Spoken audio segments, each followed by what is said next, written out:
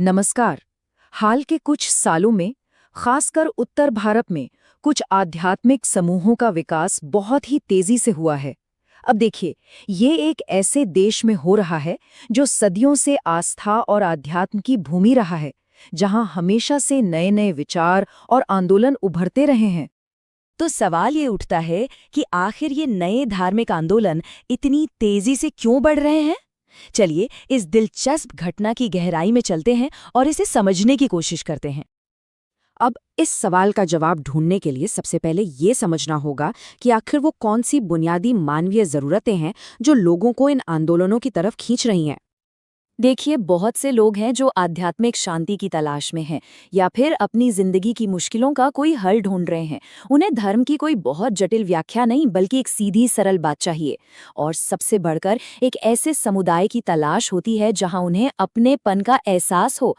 ये ज़रूरतें खासकर ग्रामीण इलाकों में लोगों को इन गुरुओं की तरफ खींच लाती हैं। पारंपरिक धार्मिक ग्रंथों के साथ अक्सर ये होता है कि वो काफ़ी मुश्किल और अकादमिक लगते हैं, लेकिन ये नए गुरु बहुत ही सीधी, सरल और भावनात्मक भाषा इस्तेमाल करते हैं। उनका बात करने का तरीका बहुत पर्सनल होता है, जो लोगों के दिल को सीधा छूता है और एक गहरा इमोशनल कनेक्शन बना लेता है। लेकिन बात सिर्फ लोगों की ज़रूरतों को पूरा करने की नहीं है। इन संगठनों के पास अपने संदेश को फैलाने और फॉलोअर्स बढ़ाने का एक पूरा मॉडर्न तरीका भी है। चलिए देखते हैं ये कैसे काम करता है। आज के ये आंदोलन सिर्फ आश्रमों तक ही सीमित नहीं है, बिल्कुल नहीं। वो सोशल मीडिया, टीवी पर प्रवचन, यूट्यूब चैनल और बड़े-बड़े सत्संगों के जरिए लाखों लोगों तक अपनी पहुंच बना रहे हैं। इस मॉडर्न मीडिया के इस्तेमाल से न केवल उनके फॉलोअर्स की संख्या तेजी से बढ़ती है, बल्कि एक बहुत मजबूत कम्युनिटी वाली भावना भी बनती है। लेकिन देखिए, जब भी कोई चीज इतनी तेजी से बढ़ती है, तो उसके साथ अक्सर कुछ विवाद और आलोचनाएं भी जुड़ जाती हैं। तो इन आंदोलनों को लेकर क्या सवाल उठाए जाते हैं?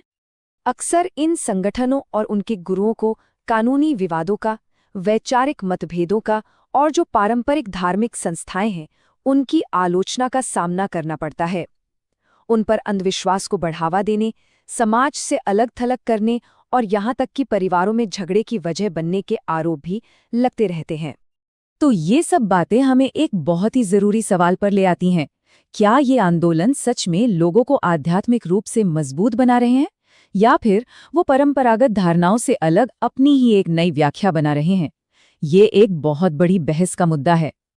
अच्छा, इन विवादों को ठीक से समझने के लिए चलिए इसे थोड़ा बड़े ऐतिहासिक नजरिए से देखते हैं। क्या ये कोई नया खतरा है या किसी पुरानी प्रक्रिया का ही एक नया रूप है? सबसे पहले तो ये समझना जरूरी है कि हिंदू धर्म कोई एक केंद्रीकृत धर्म नहीं है। ये तो विविध परंपराओं, संप्रदायों और दर्शनों का एक संग्रह है, और इसकी सबसे बड़ी खासियत ही इसका लचीलापन है।